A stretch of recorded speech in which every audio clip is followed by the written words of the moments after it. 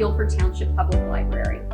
So I just wanted to invite you to join us for this new series that we're doing online, a well-stocked pantry and what to do with it. We've been learning over the last few months the value of having a well-stocked pantry and having food in your home that is shelf-stable, that you can easily go to prepare a meal or a snack or whatever, so that you don't have to get out of the house. So we're going to be learning a little bit about some of those things. Again, using pantry staples. We have a list of pantry staples that we'll show you, and you can take a screenshot of this list, and then step by step, we're going to be creating series of programs with recipes using each of these pantry staple groups. So I hope you'll join us for that. And let's get started and talk about some of those groups. First of all, one of the foundation parts of this pantry stock up list is going to be what we would say grains and rice. This is where you're going to have the white flour. This is where we would have oats, things like cornmeal, quinoa, which is a very high protein grain, fantastic. Another thing that really makes a great pantry item is popcorn. And not only could you grind it up and use it for cornmeal, but it's a fantastic snack product, and it really fills you up. Has a lot of fiber, so it fills you up. So again, grains and rice will be the first part that we look at. And then we'll move on. We're going to talk about legumes. So this is where we would have beans. If you combine any type of these legumes with a grain product, you're going to have a complete protein. So we're going to be looking at some of those things as we build our menus and make meals. We'll start with some canned beans. Those are fantastic. You can even go with some dried beans, soak them overnight, and that really slashes the cooking time. Another great product to have on hand are lentils. You throw a few of those into a soup, thickens it up, and again, it adds more protein to it. So legumes will be on our list.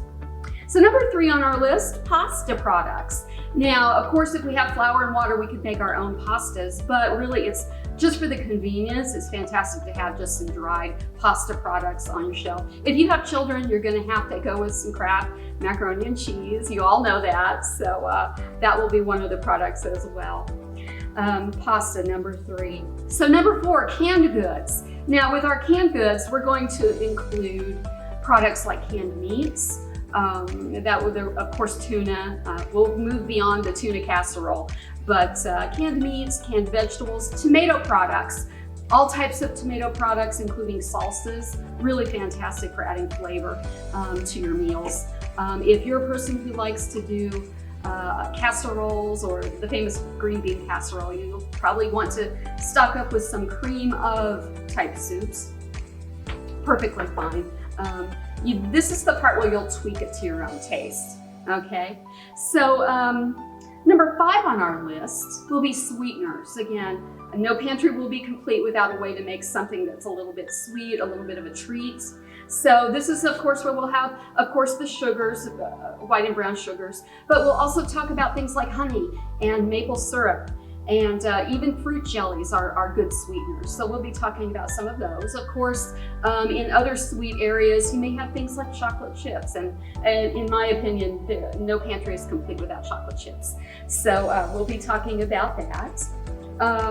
Number 6, of course, to go along with these treats that we're going to make, you will need some baking products like baking powder, baking soda. You'll need all of these types of things if you're going to make chocolate chip cookies or brownies, any of those wonderful kinds of things.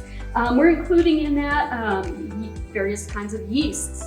We'll be doing some bread baking during this series, so I hope you'll join us for that. And then, of course, we're going to have things like flavorings. This is where you're going to have things like mustards and, of course, ketchup. You've got to have that in your pantry. But vinegars, soy sauce, Worcester. There are other really wonderful things. Chicken broth, chicken bases, things like that. So those will add lots of flavor and punch to your meals.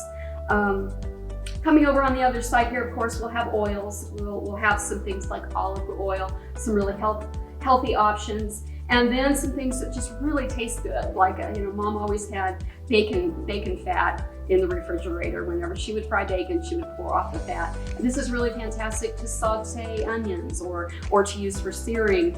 If you want to sear a pork roast or something, it really adds flavor and punch to that.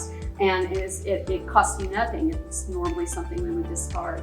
And of course, nuts and nut butters. Peanut butter is, again, a pantry staple. We couldn't have a pantry without that. But we're going to think beyond peanut butter sandwiches. We'll be doing some things like there's some Asian sauces that you can do to add peanut butter to. Not only that, but granola. We've already got the oats, we've got some nuts, we've got some chocolate chips. Add a little peanut butter and honey, and we've got a wonderful homemade granola, from products that we just have on the shelf in the pantry. So we've got lots more coming and lots more on the way. So I hope you'll join us for this series. Again, a well-stocked pantry and what to do with it. Thanks again, and I hope we'll see you soon.